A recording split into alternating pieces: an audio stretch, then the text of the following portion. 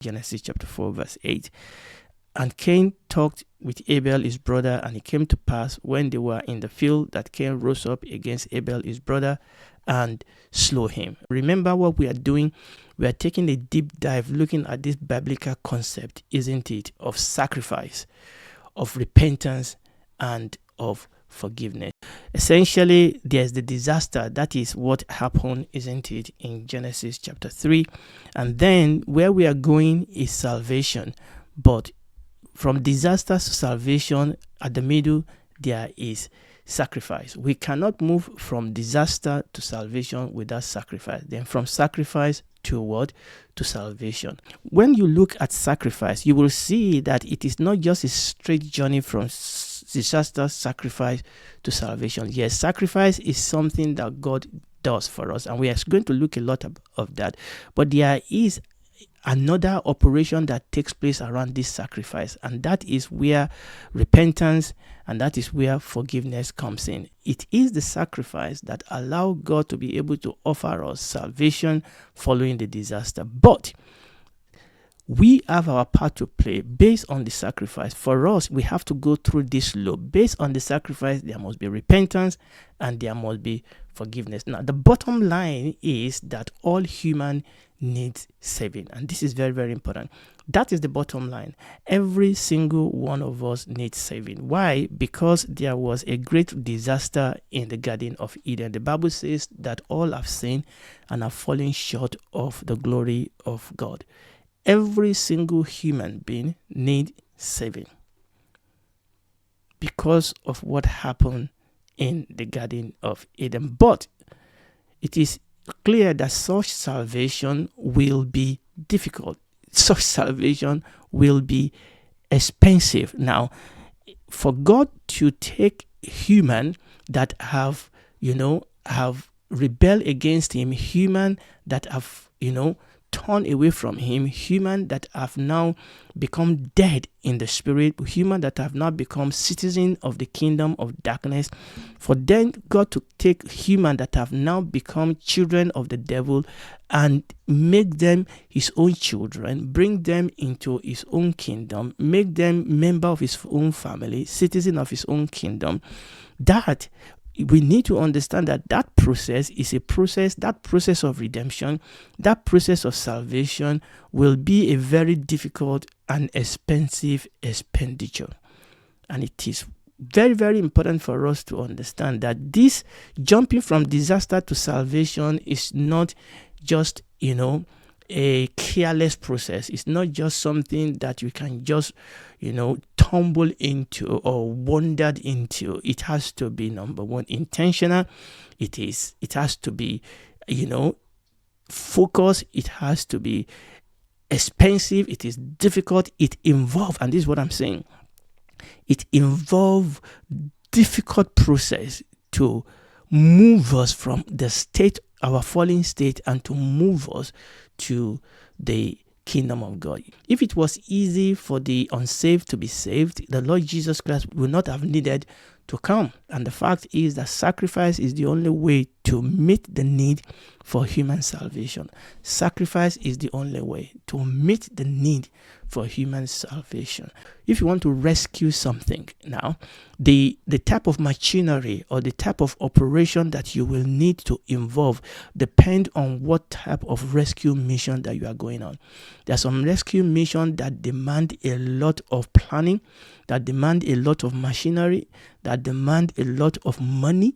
Okay, I was just thinking about the Titanic.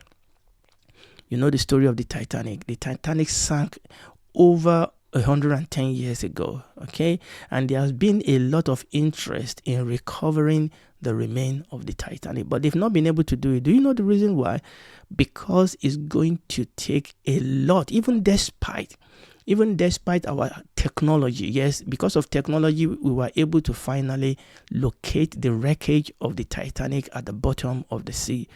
But despite our technology, it has become almost impossible for people to rescue the remains of the Titanic because they realize that if they try to move it, it will all fall apart. You see, that is going to involve a whole lot of operation to be able to do it successfully. And it's the same thing, isn't it? If somebody wants to go in for an operation, it all depends on the type of operation you are going in for. Now, there are what we call minor surgery that doesn't take much preparation, that doesn't take much by way of arrangement, but there are major surgery. For example, when people wanted to separate the conjoint twin for the first time, the planning that went into it, the personnel that went into it, the money that went into it, the technology that went into it, because of this type of rescue that is involved, and all that is what is involved in this area called sacrifice. Now, the rescue of human is the greatest rescue that was ever undertaken, is the greatest surgery that was ever done, and no technology and no personnel is sufficient to perform this operation or to perform this rescue. It has to be done by God himself. In fact, one of the reasons why the devil was caught out is that the devil didn't think that such operation was possible, that such rescue was possible. It's just the same way that experts are beginning to face the reality that most likely the rescue of the remains of the Titanic will not be possible. The devil actually believed that the rescue of human was impossible. And when you look at it from every angle, it seems like that. But what the devil did not fathom is the God factor, because God could organize that rescue expenditure, that rescue package to redeem man from the point of disaster to a place of salvation. So sacrifice is the only way to meet the need for human salvation. But it's not just any way, anyhow sacrifice. It has to be the right rescue operation. It has to be the right rescue campaign. It has to be the appropriate rescue campaign, in the manner of it, in the quality of it, in the scope of this sacrifice. All we have been mentioning now is what God will do. Okay, this sacrifice will have to be done by the operation of God himself. And God did that on the cross of our Lord Jesus Christ. But for you and I to experience the great salvation that comes through this great sacrifice, you and I must do what? We must provide, or we must demonstrate through repentance. True repentance is required from each and every human being for us to be able to be a beneficiary of the great salvation that God has provided for us through his great sacrifice. And then, just like we talk about sacrifice, isn't it? We have to talk about what manner of repentance are we talking about. We are talking about true repentance. And that is what is going to engage our attention in the rest of our teaching today. The manner of repentance that is necessary for us to be able to lock in and to be able to key in and be a beneficiary of that which this great sacrifice has provided. Understanding that every such true repentance will receive complete forgiveness from God, leading to our experience of salvation. So we started from disaster. God came in with this rescue package, this great sacrifice that will lead to salvation. But for us to be a beneficiary of that, we have to lock in, we have to connect with true repentance, which lead to forgiveness, and then we can be a partaker of this salvation. So today, what we'll be doing is to probe deeper into this biblical concept of repentance. Now, we have seen in previous teaching that repentance is a gift. And we're going to drill deeper into that, because the question then is, repentance is a gift. Why was it difficult for Cain? And why is it difficult for us to repent? Why? Why was it difficult for Cain to repent? And why is it difficult for us to repent? Is repentance just a means to be forgiven of our sin and be born again? Is repentance just, just the entrance level operation? I just need to repent to be saved, and then I can then go on with that. No, we're going to see that a Christian life is actually a life of repentance. We have to also slow down and ask ourselves, what exactly is this salvation. We've used the word great.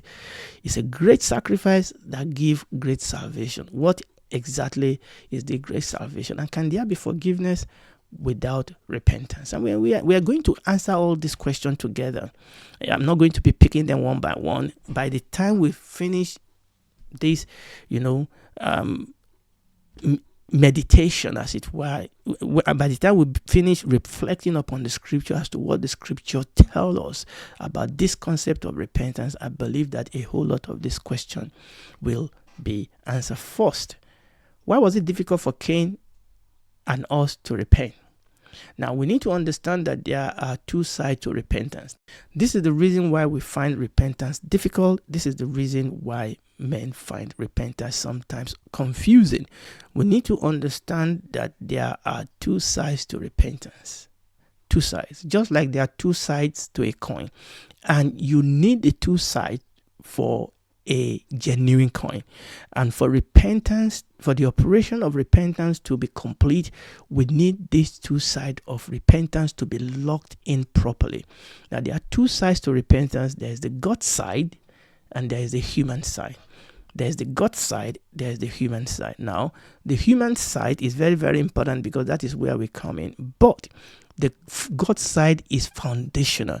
Without the God side of repentance, there can be no human side of repentance. And this is very, very important because the human side lock into, you can look at the God side of repentance as the mold into which the human side of repentance fit in and turn the key. If you want to open the door, there must be a keyhole. The key by itself cannot open the door without the keyhole. Now, the key, when you turn the key, it operates a mechanism that is in the keyhole, and that is why the door will be open. Now, you will need the key.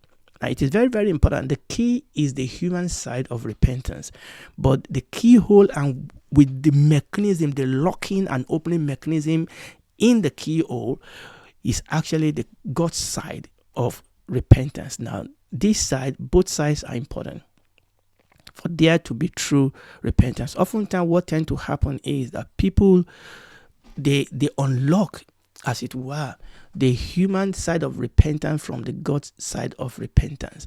And what oftentimes parade itself as repentance today is a decoupled human repentance. It's human repentance that has been decoupled from the God side, and a whole lot of that has led to a lot of shipwreck in faith that people profess, because what they profess is just human side of repentance that was not coupled or that was not built or that was not fitted into the mold of God's side of repentance. Or let me put it another way.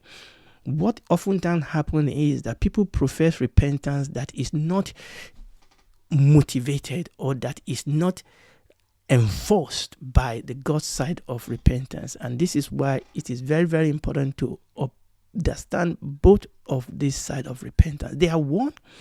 They must not be decoupled. They must not be, separated. They are one. But for the sake of teaching, we are going to look at them in two steps. Now, the truth is that it is difficult for you and I to decide where does one end, where does one start. Okay, so let's look at the first side first.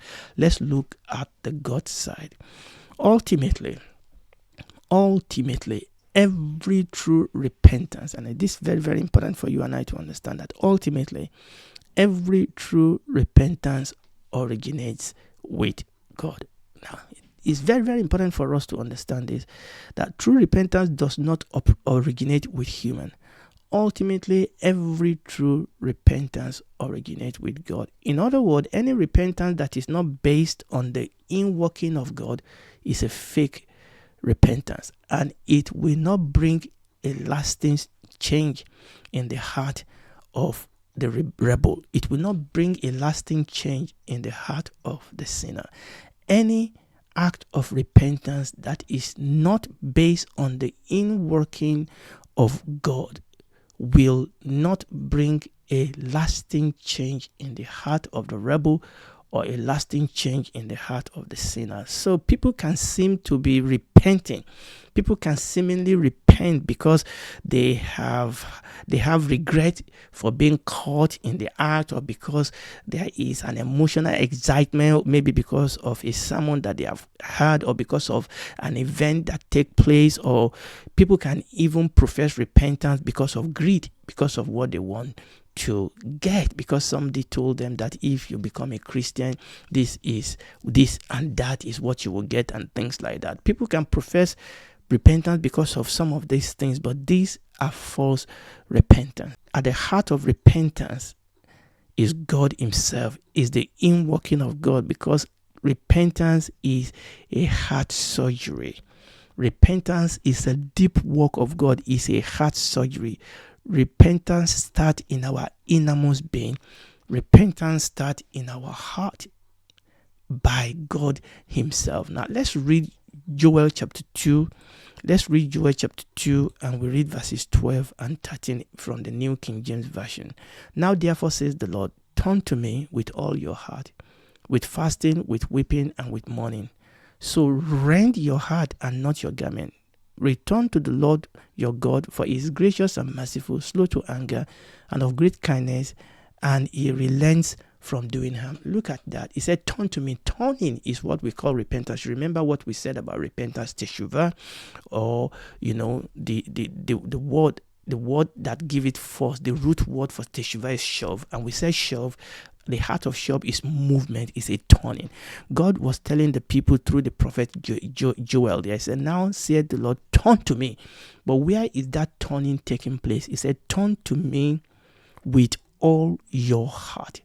Rend your heart and not your garment. Now, this is very, very important for us. What I'm saying is that repentance is first and foremost from the heart. Repentance is first and foremost a heart surgery that is performed by God himself. Repentance starts in our heart.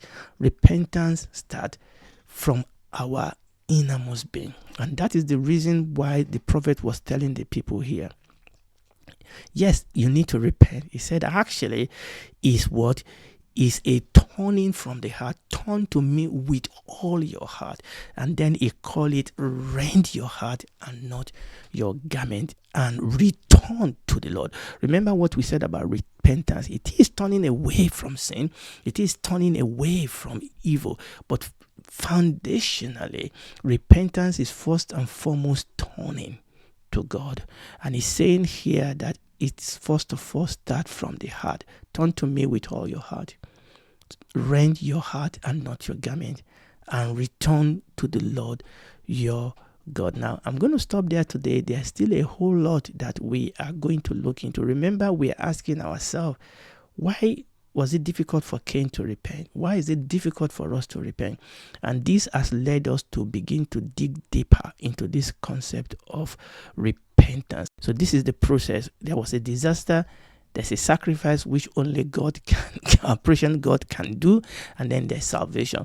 But we said for us to lock into this process, we're looking through the process of repentance, which leads to forgiveness. But we are looking at the quality of this repentance. Just like we said that the quality of this sacrifice is out of this world. Okay, this is not an operation that any human, no religion can provide this type of sacrifice that is needed to redeem human and give salvation. It cannot be done by human, not by our righteousness, not by any religious outfit over there. It has to be done by God himself through the cross of our Lord Jesus Christ. It is a great sacrifice that leads to a great salvation. But the same way, we have to talk about the quality of our repentance that allow us to be able to lock into this sacrifice of God so that we can be forgiven. And we have seen that repentance actually have two sides, that we need to be aware that there can be fake repentance, and that quite a number of people have been sold a lie. And oftentimes we have to be careful that we don't preach the gospel in such a way that people then profess a repentance that is not true repentance. We have to preach the gospel in such a way that people see there's two sides of repentance. And we're going to go a little bit deeper into that by the grace of God from the next episode. And if you are listening to me today, I want you to know that God so loved the world that he gave his only begotten son, that whosoever believe in him will not perish but have everlasting life. God loves you, and he has made that provision. He moved literally heaven and earth to put this operation in place whereby you and I that were in darkness can become children of, can become light. That you and I that were darkness can become light. That you and I that were citizens of the kingdom of darkness can become the citizens of light. That you and I that were son of the devil can now become the son of God. That you and I that were strangers to the Commonwealth of Israel can now become a member. That was through the operation of God on the cross, and you have to lock in. Okay, and one of the things that will happen is that God will be speaking to your heart. That's the work. That's the God side of this work. And then your own side is then to accept that you are a sinner, to confess your sin, to turn back, to return to God and say, look, I'm a sinner. Save me. Jesus be my Lord. And he will be. He will change you, and he will keep changing you. And when this is all over, you will be able to spend eternity with him in the new heaven and new earth. Do it right now.